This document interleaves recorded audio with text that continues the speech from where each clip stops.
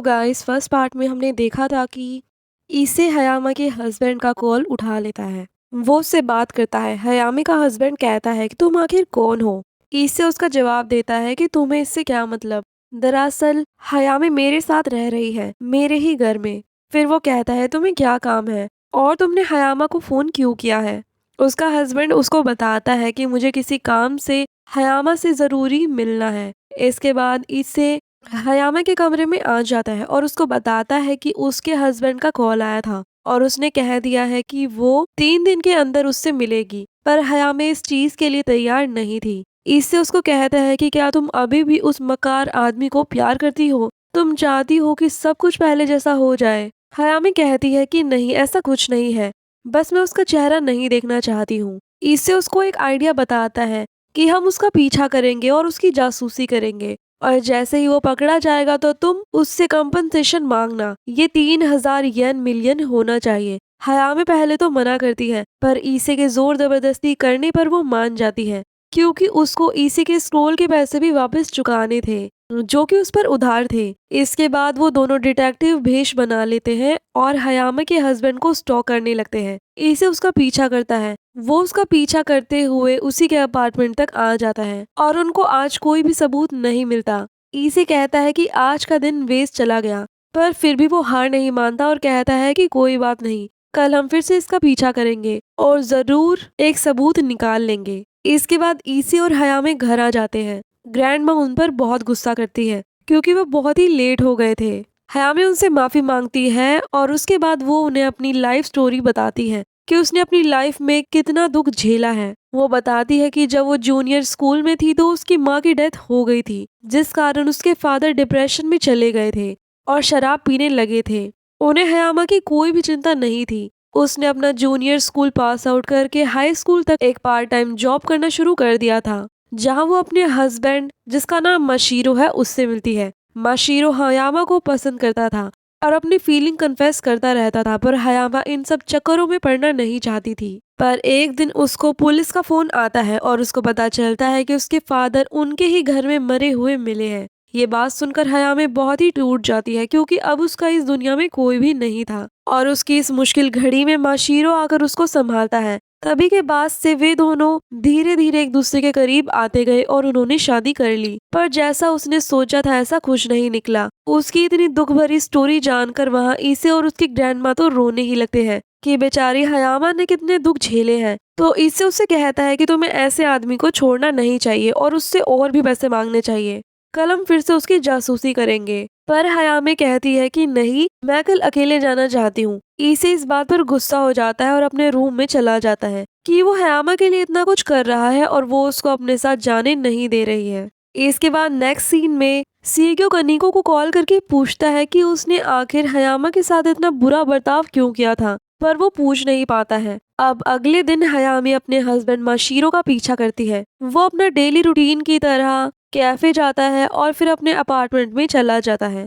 हयामी को लगता है कि आज का दिन भी वेस्ट गया। वो रोजाना ही अपार्टमेंट वापस आ जाता है, ना ही किसी लड़की से मिलने जाता है कि तभी वो देखती है कि माशीरो को एक कॉल आता है जो कि एक लड़की का था। वो उसको कह रही थी कि मैं तुम्हारे अपार्टमेंट में वेट कर रही हूँ। ये सुनते ही माशीरो दौड़ा दौड़ा अपने अपार्टमेंट में चला जाता है और वो लड़की उसको किस करती है। ये सब हयामी अपने फोन में रिकॉर्ड कर लेती है। उसको ये सब देखकर बहुत ही बुरा लग रहा है, पर वो अपना काम पूरा करती है। वो माशीरो को सबक सिखाना जो चाहती थी, उसको एहसास दिलाना चाहती थी कि उसने कितनी बड़ी गलती की है। वहीं इसे हयामा के लिए बहुत ही चिंता कर रहा था क्योंकि बहुत देर हो गई थी और वो घर भी वापस नहीं आई थी। तभी उनके घर की डोरबेल बजती है। इसे को लगता है कि हयामी आई है, पर जब वो दरवाजा खोलता है तो उसके सामने उसका बड़ा भाई होता है, जिसको देखकर उसका चेहरा उतर जाता है। इसे हयामा को ढूंढने के लिए चला जाता है। वहीं सीग्यो भी हयामा से मिलने आया था, पर वो आज भी उससे मिल नहीं पाता। उसकी ग्रैंडमा उसको कहती है कि क्या तुम हयामे से मिलने आए हो, पर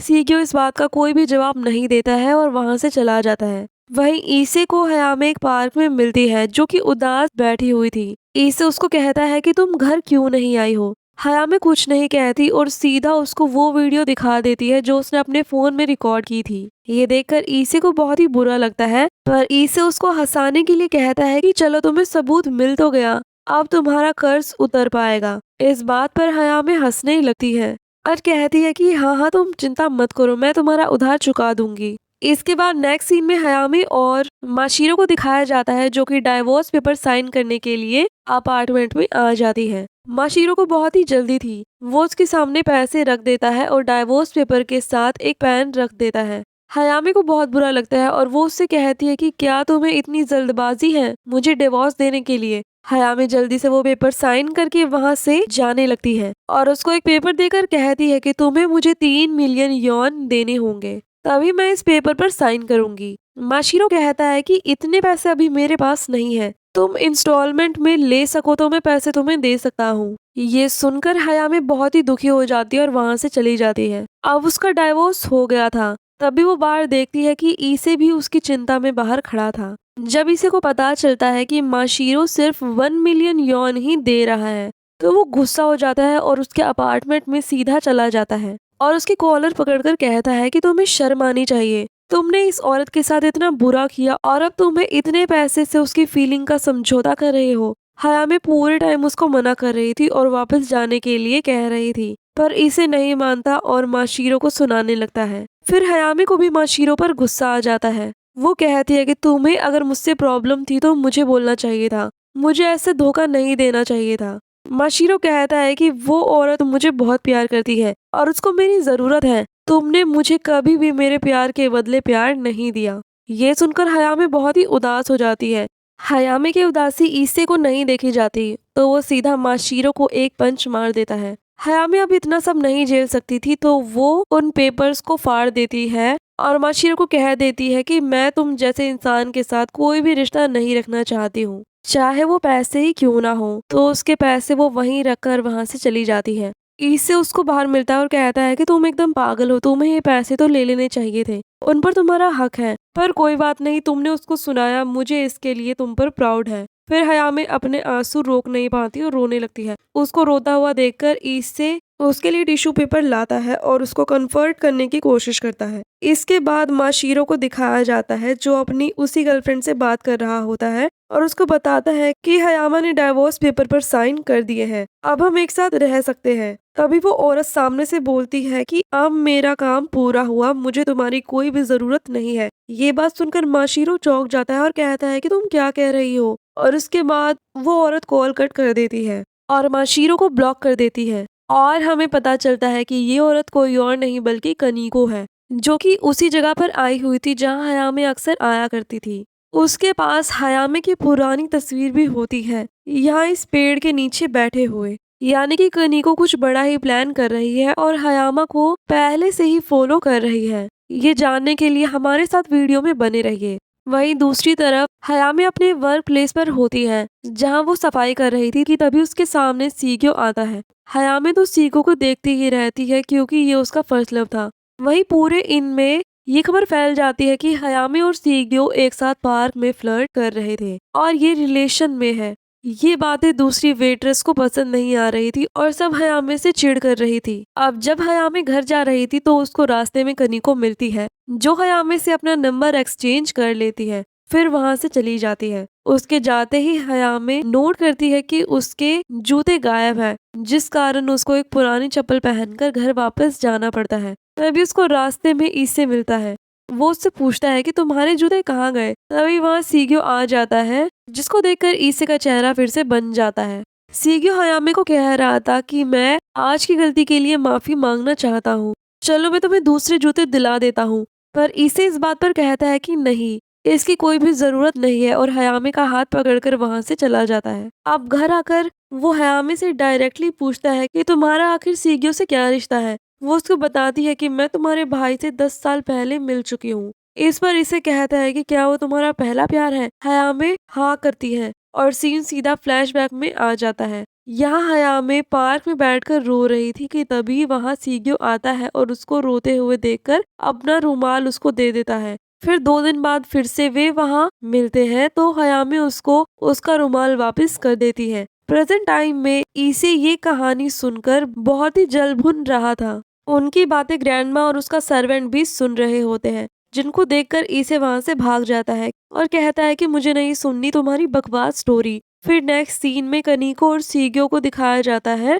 वो उससे कह रहा था कि तुम हयामे को भूल गई हो ना, क्या तुमने उसके साथ कुछ किया है? कनिको कहती है कि नहीं तो मैं उसके साथ कुछ भी कैसे कर सकती हूँ। अब दूसरी तरफ इनमें हयामे एक कॉल अटेंड करती है क्योंकि उस वक्त वहाँ कोई भी नहीं था। इस कॉल पर सियोंजी नाम की लेडी होती है। वो उसको कहती है कि शायद तुम नहीं हो, तभी तुम मुझे पहचान नहीं पाई। फिर हयामे उसकी अपॉइंटमेंट को पास करके टाइम टेबल पर रख देती है, पर सब कुछ खराब हो जाता है क्योंकि वो नोट कहीं गायब हो गया था। और जब हयामे इनमें जाती है तो उसको पता चलता है कि सियोंजी एक बहुत ही नकचड़ी है, जिसकी वजह से वेट्रेस और वेटर ने अपनी जॉब छोड़ दी क्योंकि वो उन्हें तंग करती थी। कोई भी इसके लिए तैयार नहीं था। सब हयामे से सवाल कर रहे थे, पर उसका कहना था कि उसने नोट छोड़ा था, पर अब वो वहाँ नहीं था। फिर सबके सब तैयारी में लग जाते हैं। हयामा को ये भी पता चलता है कि सियोंजी हमेशा मेल वेटर को ही उसकी सर्विस देने के लिए कहती है। फिर जल्द ही वहाँ सियोंजी आ जाती है, जिसको देखते ही सब घबरा जाते हैं। वो इनके अंदर सबको परेशान कर रही थी और हयामे उसके कमरे में चली जाती है। वही सीग्यो भी इनमें आने लग रहा था। जब हयामे कमरे के अंदर जाती है तो सियोंजी उसको देखकर बहुत गुस्सा हो जाती है और कहती है कि यहाँ सिर्फ मेल ही अलाउड है, क्या तुम्हें ऑर्डर्स नहीं पता? हयामे उससे माफी मांगते हुए कहती है कि मैम, मैं वही हूँ जिसने आपकी अपॉइंटमेंट रखी थी, पर आप यहाँ सबको तंग और बुली कर रही हैं। ये मैं नहीं देख सकती। आपको जो करवाना है मुझसे कराइए, मैं सब कुछ करूंगी। वो कहती है ठीक है, अपने कपड़े उतारे और डांस करो। हयामे ऐसे ही करने लगते हैं। तभी वहाँ ईसे किमोनो पहनकर आ जाता है। वो इनमें बहुत ही अच्छा दिख रहा था। सियोंजी उसको देखकर बहुत ही खुश होती है। ईसे की वजह से अब हयामे की इज्जत बच गई थी। फिर वो सियोंजी के साथ बातें करता है, जिस पर वो उसकी मॉम का जिक्र करने लगती है कि उसको गायब हुए 10 साल हो गए हैं। ये सुनकर इससे गुस्सा हो जाता है कि हाँ, मैं उन्हें भूलने की कोशिश कर रहा हूँ, पर तुम जैसे इंसान मुझे जीने नहीं देंगे। वहीं बाहर हयामे को पता चलता है कि ईसे तो इनमें आना नहीं चाहता था, पर हयामे को मुश्किल में देखकर वो वापस आया था। इसके बाद वही कमरे के अंदर वो सियोंजी पर अटैक करने ही वाला था कि हयामे जाती है और उसको जोर से थप्पड़ मारती है, फिर उससे जकड़ लेती है। कनिको और कोया भी वहां आ जाते हैं और कोया अपनी आदत के मुताबिक सियोंजी साथ फ्लर्ट करने लगता है। इसके बाद सियोंजी हयामा से अकेले में बात करती है कि तुम बिल्कुल ईसे की माँ जैसी हो। वो बिना किसी की फिक्र किए और बिना किसी से डरे कुछ भी कह दिया करती थी। इसके बाद सियोंजी के जाने के वक्त सीग्यो आ जाता है। वो उनसे टाइम पर ना आने के लिए माफी मांगता है, पर सियोंजी तो आज बहुत खुश थी। सब कुछ सही हो जाता है। अब ईसे और हयामे घर वापस जाने लगते हैं। वही कनिको और सीग्यो को दिखाया जाता है। यहाँ एज अ व्यूवर हम देख पाते हैं कि सीग्यो कनिको से कुछ डरा हुआ था। वो उसके दबाव में आकर कुछ भी करे जा रहा था। मुझे तो वैसे भी ये कनिको बहुत ही इविल लगती है। वहीं ईसे हयामा से पूछता है कि तुम इनमें सीग्यो के लिए तो नहीं जाती हो, मुझे बताओ, क्या अब भी तुम्हारे दिल में वो है? हयामा उसको जवाब नहीं देती, बल्कि उसके पेट पर मुक्का मार देती है। ईसे गुस्सा होकर वहां से चला जाता है और कहता है कि मुझे तुमसे कोई भी सवाल नहीं पूछना है। और इसी के साथ ये एपिसोड यहीं खत्म हो जाता है। तो गाइज, कैसी लगी आपको ये वीडियो? कमेंट सेक्शन में मुझे ज़रूर बताना। तो चलिए मिलते हैं इसके नेक्स्ट पार्ट में। जब तक के लिए just wait and take care.